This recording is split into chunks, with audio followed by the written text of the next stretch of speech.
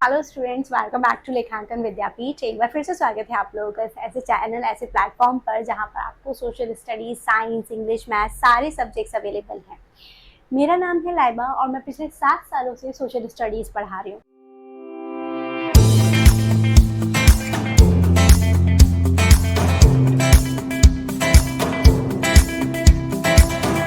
और मैं आप लोगों को पढ़ा रही हूँ क्लास 9 की सोशल स्टडीज, जिसका हम लोग सिविक्स यानी पॉलिटिकल साइंस का चैप्टर 2 पढ़ रहे थे।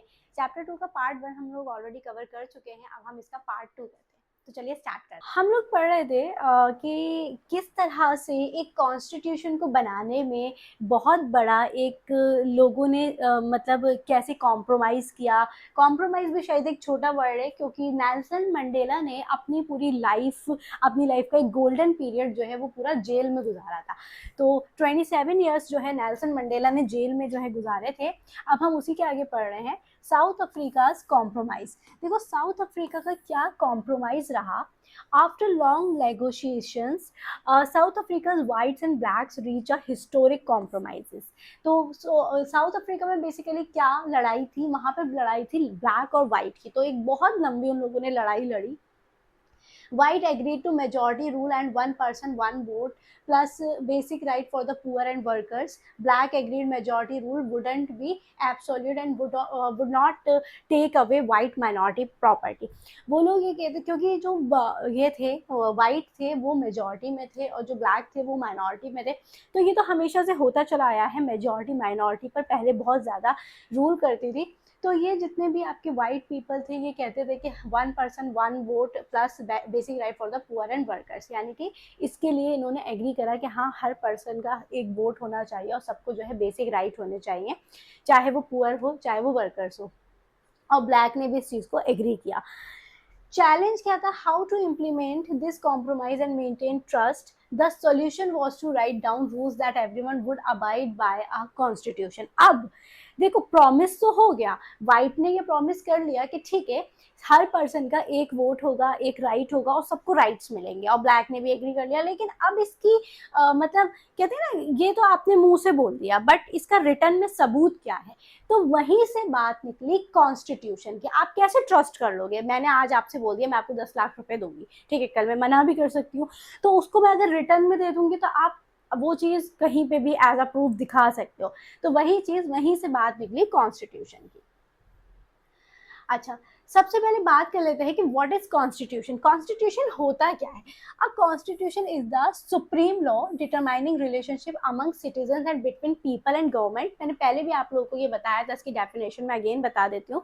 तो बेसिकली ये एक सुप्रीम लॉ होता है जो रिलेशनशिप बताता है सिटीजन्स और पीपल और गवर्नमेंट के बीच। All democracies have written constitution, though not all countries with constitution are democratic. यानी कि सारी कंट्रीज का जो कॉन्स्टिट्यूशन है वो रिटर्न में नहीं है, डेमोक्रेटिक नहीं है। जो हमारा इंडिया है उसका कॉन्स्टिट्यूशन रिटर्न में है। मैंने आप लोगों से लास्ट क्लास में ये सवाल भी किया था कि हमारे कॉन्स्टिट्यूशन को बनने में कितना टाइम लगा था। हमारे कॉन्स्टिट्यूशन को बनने में 2 साल 11 महीने लगे थे। 2 साल 11 महीने और 18 दिन। अच्छा, अब जो है बिल्ड ट्रस्ट की अगर हम बात करें तो generates coordinates necessary for diverse people to live together peacefully.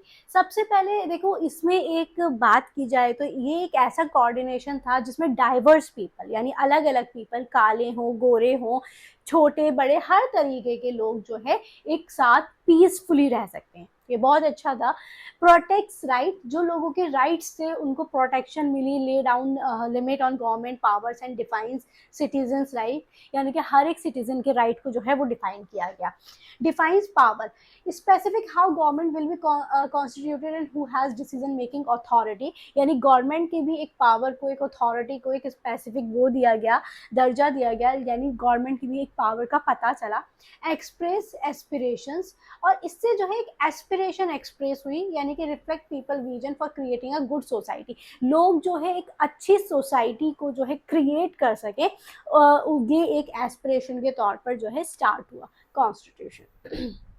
अच्छा, अब बात करते हैं इंडियाज कॉन्स्टिट्यूशनल चैलेंज। तो अभी तक हम बात कर रहे थे साउथ अफ्रीका की, but basically we are Indians, तो थोड़ा सा हम इंडिया के बारे में तो पढ़ेंगे। हमारे इंडिया की कॉन्स्टिट्यूशन चैलेंजेस क्या थे, यानी कि स्टार्टिंग से तो इंडिया में भी कॉन्स्टिट्यूशन नहीं था, तो हमने किस तरह से क्या क्या चैलेंजेस फेस करे। जो 26 जनवरी 1950 को ये संविधान बना, तो हमने क्या क्या संविधान लागू हुआ, सॉरी। देखो, सबसे पहले डिफिकल्ट सर्कमस्टेंसेस की अगर हम बात करें तो बॉर्न थ्रू ट्रॉमेटिक पार्टीशन और रिलीजियस लाइंस। देखो, हम सबको पता है हमारा जो 1947 में पार्टीशन हुआ था वो रिलीजियस बेसिस पर हुआ था, ठीक है। तो ये काफ़ी एक हार्ड टाइम था, चाहे इंडिया के लिए हो चाहे पाकिस्तान के लिए हो, क्योंकि काफ़ी लोग इसमें मरे भी थे, काफ़ी वायलेंस हुआ था, और मतलब एक रिलीजन को लेकर भी काफ़ी लड़ाई हुई थी। तो ये एक बहुत ट्रॉमेटिक पार्टीशन था। At least 10 lakh killed in partition violence, और कम से कम 10 लाख लोग जो है इसमें मारे गए थे, क्योंकि लोगों के अंदर एक डर भी था कि हम यहाँ रह गए तो क्या होगा, हम वहाँ चले गए तो क्या होगा। तो इस 10 लाख लोग मारे गए थे। Uncertain merger of princely states, बहुत सारी इसमें एक अनसर्टेनिटीज भी आई थी।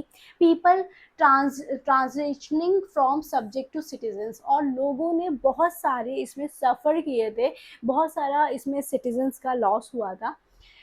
अब इसके एडवांटेजेस क्या थे, देखो, consciousness evolve during freedom struggle. अब इसके बाद क्या हुआ, ये एक स्ट्रगल झेलने के बाद, यानी जब हमने ये फ्रीडम के लिए लड़ाई लड़ी और हमें फ्रीडम मिली, तो उसके बाद एक मतलब एक पीस भी आया।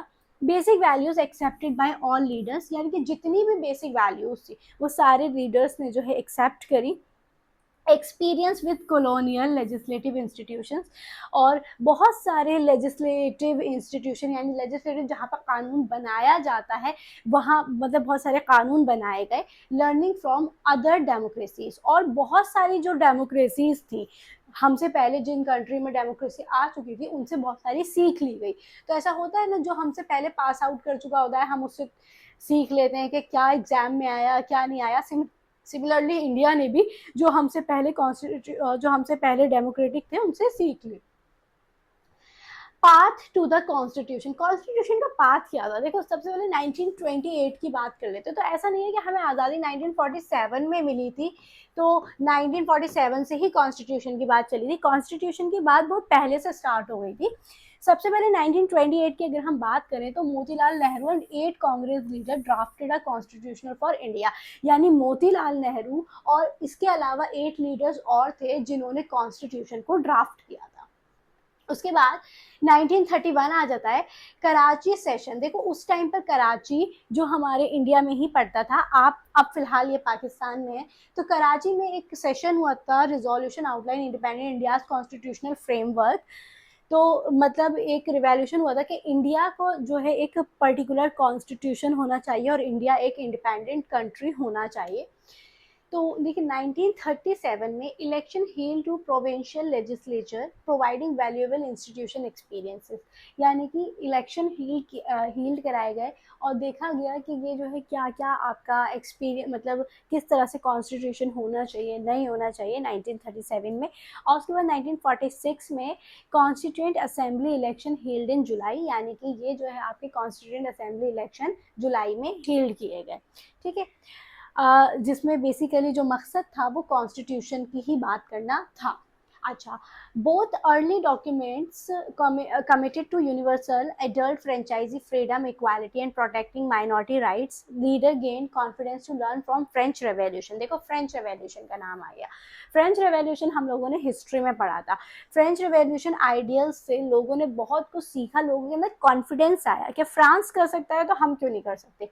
British parliamentary democracy, US bill of rights and Russian socialist revolution but on India's own terms, ठीक है। यानी कि सबसे सीख ली गई, सबसे लर्न किया गया, इसका कॉन्स्टिट्यूशन ऐसा है, इसका कॉन्स्टिट्यूशन ऐसा है, फ्रांस में ये हुआ, रशिया में ये हुआ, बट इन सबको देखकर इंडिया की अपनी अलग पॉलिसीज भी थी। ये नहीं कि सबकी कॉपी कर ली, अपनी अलग पॉलिसीज भी थी इंडिया की। द कॉन्स्टिट्यूएंट असेंबली, देखो, इलेक्शन एंड फॉर्मेशन। सबसे पहले इलेक्शन हील्ड कराए गए 1946 में फर्स्ट मीटिंग दिसंबर में हुई और after partition divided into India and Pakistan assemblies, यानी कि 1946 जुलाई में जो है ये इलेक्शन हेल्ड कराए गए थे। इसके बाद जो है इंडिया का डिवीज़न हो गया था 1947 में, हम सबको पता है। इंडिया जब आज़ाद होने वाला था उससे कई पहले मतलब 45 से आई थिंक आज़ादी की बात स्टार्ट हो गई थी कि इंडिया को आज़ाद कर दिया जाएगा। Composition 299 members represented diverse language groups, caste, classes, religion and occupation, dominated by Congress but included varied political views. यानी कि देखो 299 मेंबर जो है वो मतलब रिप्रेजेंटेटिव थे उस वक्त पार्टी में। इसके अलावा अलग अलग लैंग्वेजेस से, अलग अलग कास्ट से, अलग अलग क्लासेस, रिलीजन, ऑक्यूपेशन से सब तरीके के लोगों को जो है बिठाया गया ताकि कॉन्स्टिट्यूशन में किसी भी तरह की कोई कमी ना आए, हर एक को प्रॉपर हक मिल पाए, प्रॉपर राइट मिल पाए। अडॉप्शन की अगर बात करें तो कॉन्स्टिट्यूशन अडॉप्ट किया गया नवंबर 26, 1949 में। देखो कॉन्स्टिट्यूशन अडॉप्ट किया गया 26 नवंबर 1949, तो इस पर भी 1 मार्क क्वेश्चन आ सकता है, ये आप लोग याद रखना। केम इनटू इफेक्ट जनवरी 26, 1950 और ये जो है लागू हुआ 26 जनवरी 1950 को, जिसे हम हर साल मनाते हैं। इसका जो झंडा है वो president of India India gate पर जो है वो लहराता है, जिसको हम लोग सेलिब्रेट करते हैं एज अ रिपब्लिक डे। अब बात करते हैं की आर्किटेक्ट्स ऑफ द कॉन्स्टिट्यूशन। इसके की आर्किटेक्ट्स क्या हैं, यानी कि सबसे पहले Rajendra Prasad. Rajendra Prasad president of constituent assembly, ये कॉन्स्टिट्यूएंट असेंबली के प्रेसिडेंट थे, लॉयर थे और चंपारण सत्याग्रह लीडर भी रहे हैं। अब चंपारण और सत्याग्रह क्या था, या आई थिंक आप लोगों ने क्लास 9th में अभी पढ़ा नहीं होगा, बट ये हम पढ़ेंगे हिस्ट्री की बुक में। Later first president of India, उसके बाद ये फर्स्ट प्रेसिडेंट ऑफ इंडिया भी बने, तो हमेशा याद रखना first president of India doctor Rajendra Prasad थे, ठीक है। उसके बाद doctor B.R. Ambedkar. B.R. Ambedkar को हम सब जानते हैं, इन्होंने कॉन्स्टिट्यूशन को लिखा है। Chairman of drafting committee, architect of the constitution detailed provision, यानी कि ये जो है एक तरह से कॉन्स्टिट्यूशन के आर्किटेक्ट थे और इन्होंने पूरे प्रोविजन को डिजाइन किया था। उसके बाद अबुल कलाम आज़ाद, यहाँ पे अब्दुल कलाम नहीं है, अबुल कलाम है, तो आप लोग इस चीज़ का ध्यान रखना। ये educationist and theologian, opposed Muslim separatist politics थे, लेटर एजुकेशन मिनिस्टर, और बाद में यानी आज़ादी के बाद इनको एजुकेशन मिनिस्टर बनाया गया। उसके बाद वल्लभ भाई पटेल, ये होम मिनिस्टर थे, played decisive role in integrating princely state, later deputy prime minister, और बाद में इनको डिप्टी प्राइम मिनिस्टर बनाया गया। तो ये जो 4 नाम है इनको कहा जाता है की आर्किटेक्ट ऑफ द कॉन्स्टिट्यूशन। इसपे से 90% चांस है कि आपका क्वेश्चन आना ही आना है, तो आप इसको अच्छे से एक बार कर लेना। अच्छा, अब diverse voices in the assembly, यानी असेंबली में अलग अलग आवाज़ें क्या थी। सबसे पहले जयपाल सिंह की अगर हम बात करें तो captain of first national hockey team, founder, president of Adivasi Mahasabha, यानी कि ये जो थे ये फर्स्ट नेशनल हॉकी टीम के कैप्टन थे, फाउंडर थे, प्रेसिडेंट थे और आदिवासी महासभा के प्रेसिडेंट थे। ये जी दुर्गाबाई देशमुख, जी दुर्गाबाई देशमुख पे भी क्वेश्चन आ जाता है। ये एडवोकेट थी for women's emancipation, founder of Andhra महिला सभा, आंध्र महिला सभा की ये प्रेसिडेंट थी, फाउंडर थी सॉरी। और बलदेव सिंह, ये पैंथिक अकाली पार्टी लीडर थे, later defence minister in union cabinet, Akali party के लीडर थे और बाद में फिर ये यूनियन कैबिनेट के मिनिस्टर भी बने, defence minister. The assembly represented members from different social groups, political parties and ideologies, ensuring diverse perspectives shaped India's foundation document. अब देखो एक चीज़ आप समझो, आपने देखा जैसे कि ये जी दुर्गाबाई है, ये एक लेडी है, ये बलदेव सिंह ये एक सरदार है, या जयपाल सिंह ये एक मतलब हिंदू हैं, तो यही एक इंडिया के कॉन्स्टिट्यूशन की खासियत है। इससे पहले आपने ये नाम पढ़े जैसे अबुल कलाम, ये he is Muslim, sorry he was Muslim, तो ये जो भी आपके थे, या B.R. अम्बेडकर ये एक दलित उससे बिलोंग करते थे, यही इंडिया की एक डाइवर्सिटी को दर्शाती है कि इंडिया में हर तरीके के पर्सन को रहने का राइट था, रहने का राइट है। इंडिया में हर तरीके का पर्सन जो है वो इंडिया में हर तरीके का पर्सन जो है कुछ भी कर सकता है, उसका इक्वल राइट है। और ये बात मैंने आप लोगों को पहले भी बताई थी कि कोई भी, चाहे वो कितना ही बड़ा पर्सन हो या कोई भी कितना ही छोटा पर्सन हो, अगर वो क्राइम करता है तो दोनों की जो पनिशमेंट है वो भी इक्वल होगी। अच्छा, आ सिस्टमेटिक कॉन्स्टिट्यूशनल प्रोसेस। देखो, 114 days of deliberation spread over 3 years of through discussion and debate, यानी कि जो हमारे कॉन्स्टिट्यूशन पर बहस चली वो तकरीबन 3 सालों तक चली कि कॉन्स्टिट्यूशन कैसा होना चाहिए, कॉन्स्टिट्यूशन की ज़रूरत क्यों है। 2000 प्लस अमेंडमेंट्स कंसिडर, और इसमें 2000 से ऊपर अमेंडमेंट्स भी किए गए। हर प्रोविजन जो है वो एग्जामिन किया गया through multiple rounds of discussion, यानी उसमें बहुत सारे राउंड्स हुए, ऐसे नहीं कि एक ही बार में पास कर दिया। मल्टीपल राउंड्स ऑफ डिस्कशन के बाद 2000 से भी ज़्यादा अमेंडमेंट किए गए। 12 वॉल्यूम्स ऑफ डिबेट्स, यानी complete record preserves constituent assembly debates, यानी कि इसमें वॉल्यूम ऑफ डिबेट्स की अगर आप बात करें तो 12 वॉल्यूम ऑफ डिबेट्स हुए हैं, और हर एक जो है हर एक का रिकॉर्ड है कॉन्स्टिट्यूएंट असेंबली डिबेट के अंदर।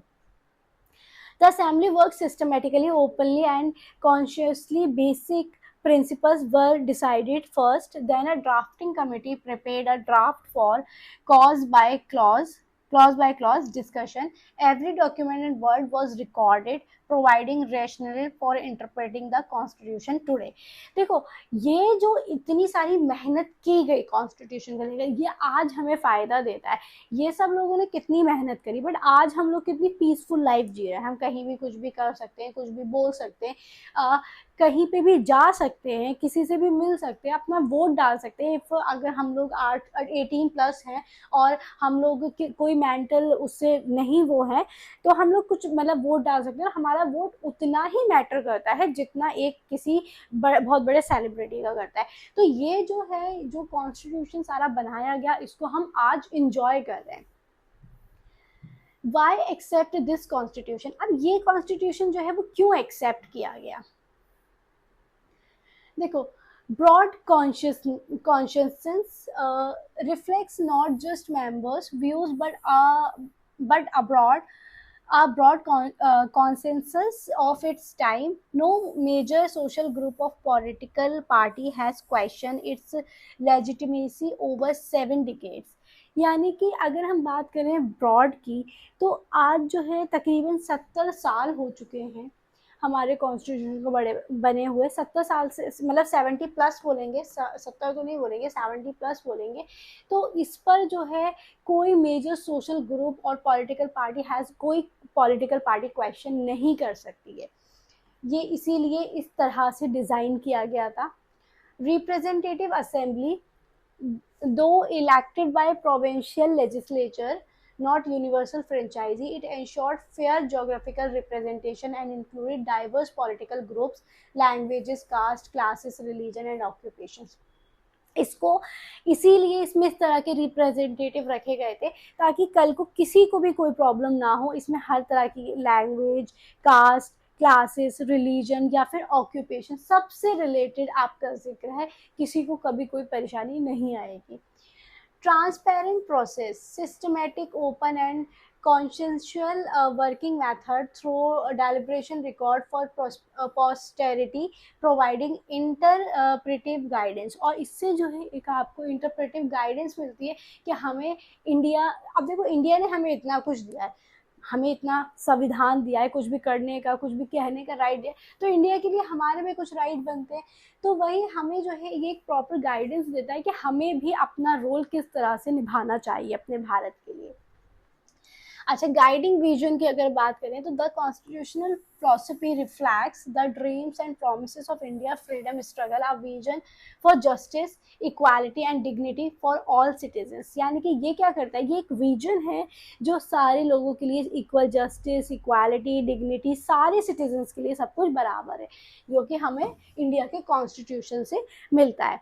Mahatma Gandhi was not a constituent assembly member. Many followed his vision. The constitution embodies aspiration for creating a good society, protecting rights and ensuring democratic governance. यानी कि जो constitution embodies की अगर हम बात करें तो aspiration for creating a good society, इससे एक अच्छी सोसाइटी को क्रिएट किया है. महात्मा गांधी इसका हिस्सा नहीं थे, लेकिन बहुत सारे लोग उनके विजन को फॉलो करते हैं. ठीक है. Understanding the constitution require reading both the views of major leaders and what the constitution says about its own philosophy found in the preamble. देखो ये जो प्रेमेबल है ना, ये आपको मैं नेक्स्ट पार्ट में बताऊंगी. मतलब हमारा जो कॉन्स्टिट्यूशन है उसमें जो भी चीज़ें लिखी हुई हैं उसी को कहा जाता है. तो सेज इट्स ओन फिलॉसफी, इसकी अपनी एक फिलॉसफी है. हमें किस तरह से मतलब understanding constitution require reading both the views of major leaders and what the constitution says about the own philosophy. यानी कॉन्स्टिट्यूशन की अपनी एक अलग फिलॉसफी है जिसको हम सबको जानना चाहिए. हम सबको पता होना चाहिए कि हमारा कॉन्स्टिट्यूशन हमसे क्या कहता है. आप लोगों को पता है ये सब हमारा राइट है. तो आई होप आपको इसका पार्ट 2 समझ में आया होगा और अच्छा लगा होगा. अगर आपको अच्छा लगा हो, समझ में आया हो, तो इसे लाइक शेयर सब्सक्राइब ज़रूर करें. Thank you for watching.